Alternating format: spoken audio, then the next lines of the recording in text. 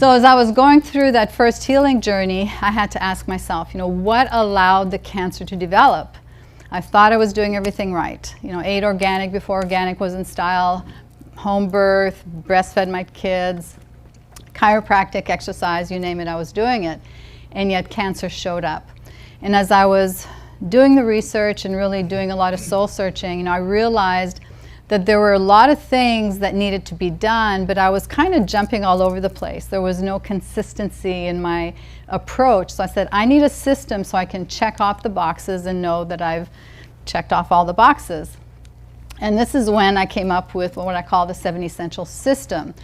It's a step-by-step guide that covers every single aspect of healing. So food, toxicity, balancing your hormones, your sleep, your energy, your emotions, all the therapeutic plants and herbs and supplements, biological dentistry, tools for early detection. Don't just rely on your typical blood work, but there's all kinds of tools out there that we can really dig deep and early before the cancer shows up.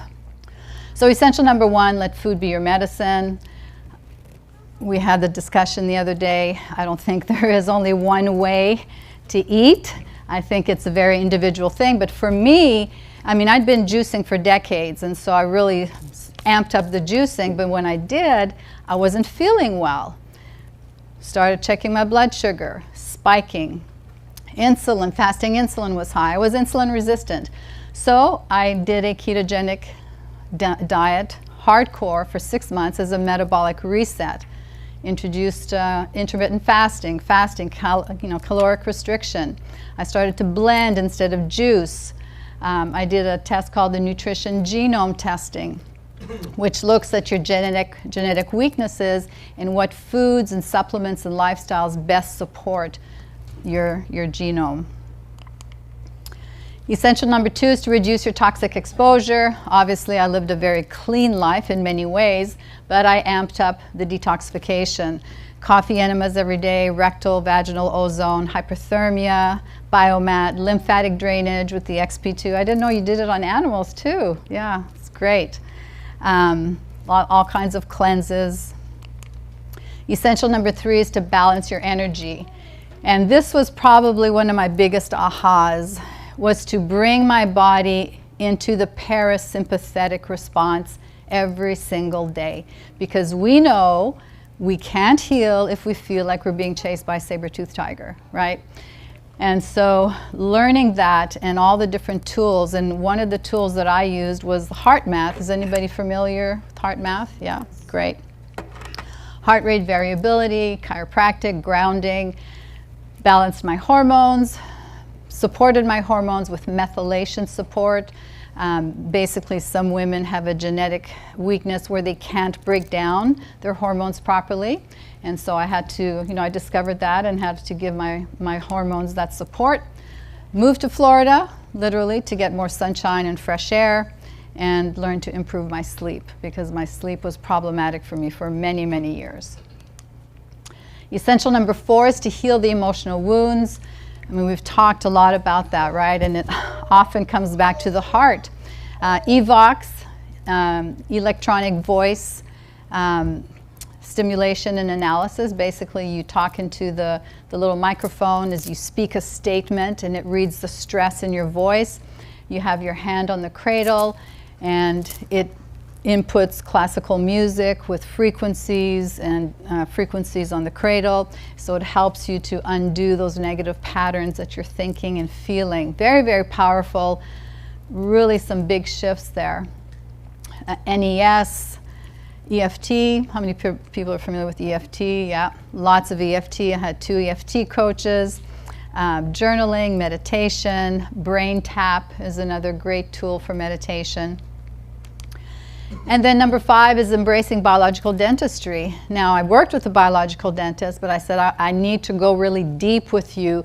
So we did a 3D bone scan and discovered that I had cavitations or infections in the bone.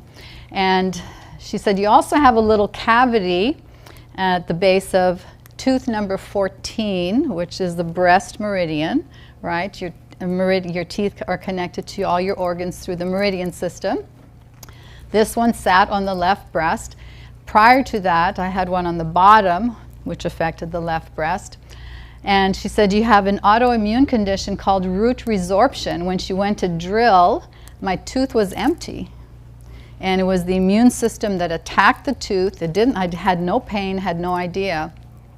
But my immune system attacked that tooth. It was a dead tooth, basically, on the same meridian as the breast. So pretty interesting correlation there. So had it extracted, ozone injections, and cavitation surgery to remove the infections in the bone. Essential number 6 is embracing therapeutic plants, herbs, and supplements.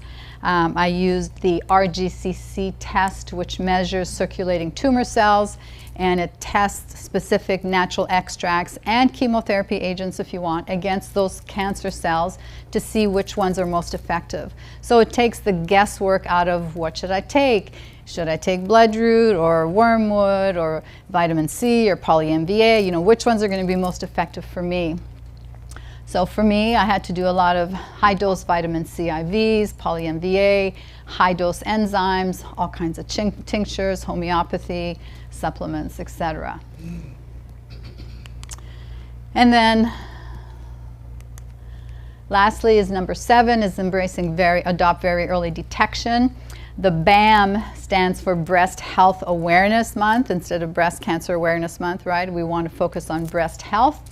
And so thermography, because thermography will detect something years ahead of a mammogram. As you know, a mammogram will find things only when it's been there, 6 to 10 years. Ultrasound, if you choose to have a mammogram, always back it up with an ultrasound. If you choose to do thermography, back it up with an ultrasound. And breast self-exams for the women here, well, even men. How many of you? And there's a lot of tests out there. I just did this test called the Gallery test. The company is Grail, G-R-A-I-L, and it tests 50 different kinds of cancers by checking the cancer DNA methylation in the blood, and cancer signal not detected. So it's just a good screening tool. And there's the cancer profile that looks at, the HCG hormones and PHI hormones that cancer cells produce. Nagalase is an enzyme that cancer cells produce that puts your macrophages and your immune system to sleep. Looking at your inflammatory markers, all these things can be done to really make sure that you're years ahead of finding any cancer in the body.